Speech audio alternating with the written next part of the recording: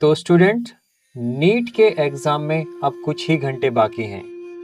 ये last moment है smart preparation करने का, ना कि कोई एक्स्ट्रा प्रेशर या एक्स्ट्रा लोड लेने का।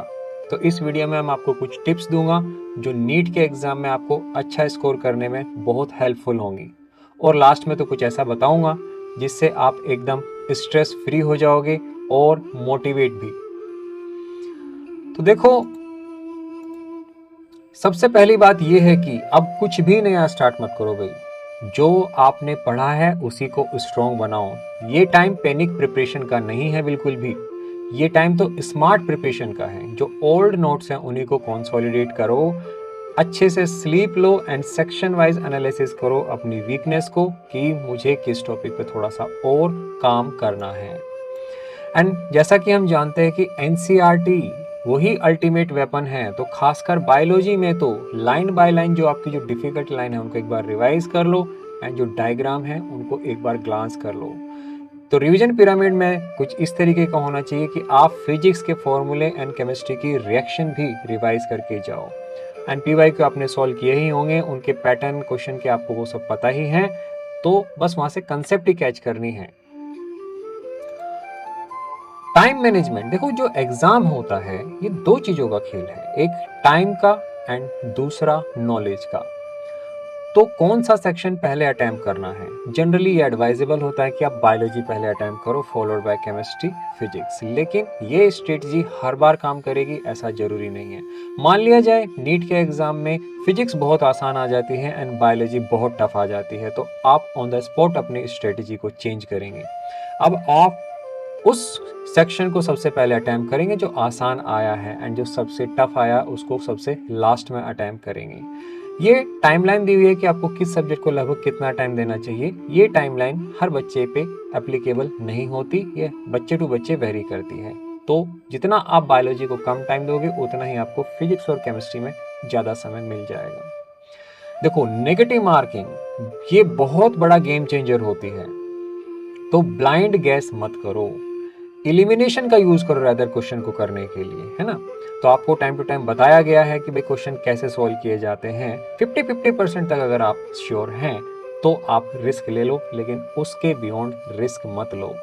याद रखो कि एक्यूरेसी ज्यादा पावरफुल होती है देन अटेम्प्ट करने की। अगर आप ज्यादा अटेम्प्ट के चक्कर में जाओगे तो गलतियां बहुत ज्यादा हो जाती हैं एंड वो नेगेटिव में चला जाता है। अगर स्ट्रेस हो रहा है, जैसा कि एग्जाम से पहले जनरली लोगों को होता है, तो अभी कोई फुल मॉक टेस्ट वगैरह ये सब मत ट्राई करो। सेक्शन वाइज थोड़ा बहुत प्रैक्टिस करना चाहते हो तो वो कर लो, उसके अलावा नहीं। वीक टॉपिक्स है भाई, देखो वीक टॉपिक्स सबके होते हैं, आपके भी होंगे और ये तो रहेंगे। हाँ, इन पर थोड़ी कमांड लाई जा सकती है।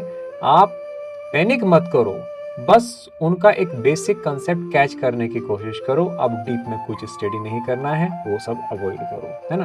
वीक टॉपिक तो देखो जिंदगी भर कुछ ऐसे टॉपिक है जो आपके हमेशा वीक रहेंगे ही रहेंगे। आप एमबीबीएस भी कर लोगे उसके बाद भी कुछ टॉपिक आपके वीक रहेंगे, तो अब उसकी टेंशन बिल्कुल भी मत लो।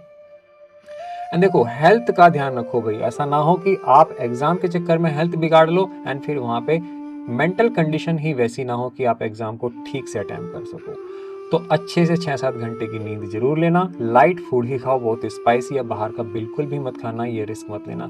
और जो सबसे ज़्यादा जरूरी है वो है प्रॉपर हाइड्रेशन, क्योंकि ये हमारे शरीर को एक तरीके से बैलेंस रखने में बहुत बड़ा रोल प्ले करता है। अब एग्जाम के डे पर अगर पेपर टफ आए तो ये याद रखो कि वो सभी के लिए टफ है, वो सभी के लिए टफ है। तो कुछ भी घबराना नहीं है, बिल्कुल कूलली रिएक्ट करना है एकदम। अगर एंजाइटी होती है तो 2 मिनट के लिए आंख बंद करके बस डीप ब्रीदिंग करनी है। ये आपको रिलैक्स करने का सबसे अच्छा तरीका है। कुछ भी दिमाग में नेगेटिव लाना ही नहीं है, काम रहो बस, पैनिक बिल्कुल भी मत करो एंड आगे बढ़ते रहो। यकीन मानो कि आपका नीट का एग्जाम अच्छा जाएगा। और एक चीज याद रखो, ये जो नीट है ना, ये टेस्ट ये नहीं है कि तुम्हें कितना आता है या तुम कितना जानते हो, बल्कि कि तुम 3 घंटे में कितना सही परफॉर्म करते हो। ये सारा का सारा खेला जो है इस बात का है। तो अपने आप में विश्वास रखते हुए ये अपने अंदर मैनिफेस्टेशन लाओ, अपने अंदर ये बिलीव करो कि तुम तुम्हारी तैयारी हो चुकी है, तुम बिल्कुल तैयार हो और इस कॉन्फिडेंस के साथ में जा कर के नीट के एग्ज़ाम को अटेम्प्ट करो। ठीक है? अब बस कुछ नहीं करना, अब आपने परफॉर्म करना है। तो संजीव फाउंडेशन की तरफ से मैं आप सबको ऑल द बेस्ट बोलता हूँ। ठीक है? मुझे बताइएगा आपका नीट का एग्ज़ाम कैसे गया।